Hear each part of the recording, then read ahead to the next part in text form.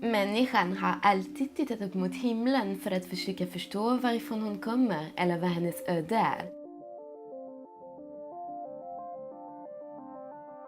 Oavsett om man ser mot stjärnor eller mot gudar så har himlen alltid symboliserat vår tro och vårt hopp. Den har hjälpt oss att navigera på jorden, skapat vår religion, astrologi och astronomi. Och faktum är att allt som vi är uppbyggda av faktiskt skapades i stjärnorna, långt innan jorden bildades. Som poeterna säger, we are all made of stardust. Idag försöker människan att lösa gåtorna kring materia genom att titta på himlen. Men hur forskar man inom astrofysik idag? För att få svar på våra frågor vänder vi oss hit, till Albanova i Stockholm. Albanova är Stockholms centrum för fysik, astronomi och bioteknik. Här finns institutionen för astronomi. I Albanovas kupol finns även Sveriges största teleskop i bruk. Idag vet vi att universum, som är ungefär 13,7 biljoner år gammalt, började med Big Bang och fortsätter att expandera.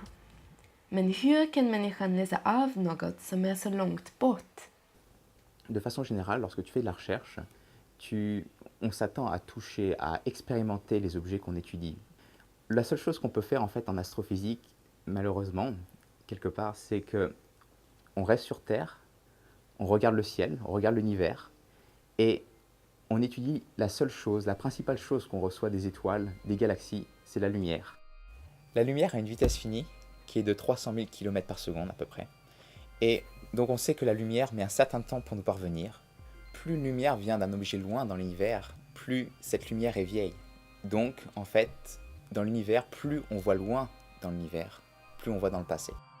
Donc juste pour résumer, on peut dire que nos télescopes sont des sortes de machines à remonter le temps. En astrophysique, lorsqu'on dit qu'on étudie la lumière des étoiles, des galaxies, il faut comprendre par là qu'on étudie la lumière en général.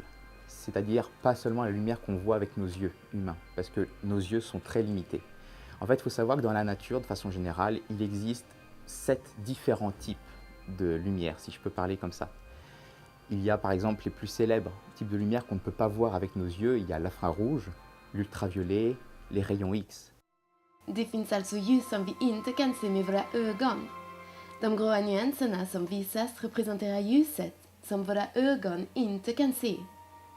Det färgade området visar vårt ljus, det synliga ljuset.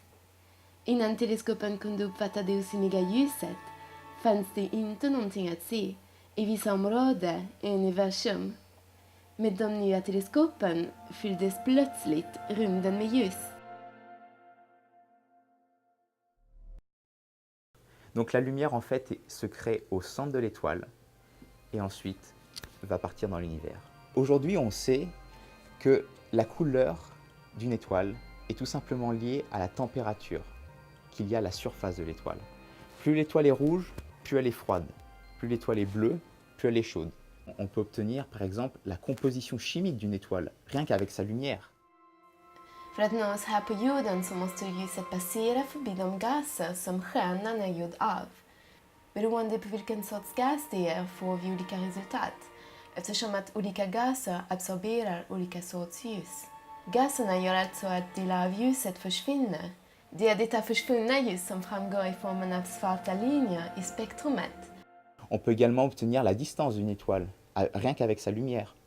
On peut obtenir également la vitesse d'une étoile, parce qu'il faut savoir que dans l'univers, tout bouge. Les étoiles, les galaxies, tout bouge. Et les lois de la nature sont telles qu'on sait que lorsqu'une étoile se déplace, eh bien, sa couleur est modifiée. Par exemple, une étoile qui est jaune intrinsèquement, lorsqu'elle va s'éloigner de nous, elle va rougir. Lorsqu'elle va se rapprocher de nous, elle va bleuir. Det är på det här sättet som vi kan veta att våran galax i en avlägsen framtid kommer att kollidera med vår närmaste granngalax. Il y a 2 nouveaux projets notamment. Il va y avoir la construction d'un télescope de 30 mètres au Chili, donc qui va être construit dans les années qui vont venir. Et il va y avoir également un grand satellite, un grand télescope qui va être mis en orbite autour de la Terre, qui va être 3 fois plus grand que le télescope actuel, le télescope Hubble. Donc là, on va pouvoir encore aller plus loin dans l'univers. Ces hommes verts dans leur soucoupe volante. Alors en ce qui concerne les petits hommes verts, malheureusement je peux donner aucune réponse scientifique. Là, je veux bien répondre à la question, mais ça va être juste ma réponse, mon sentiment. Je pense que ça serait quand même le comble de se dire et de savoir qu'on est vraiment les seuls dans ce monde très étrange, dans cet univers.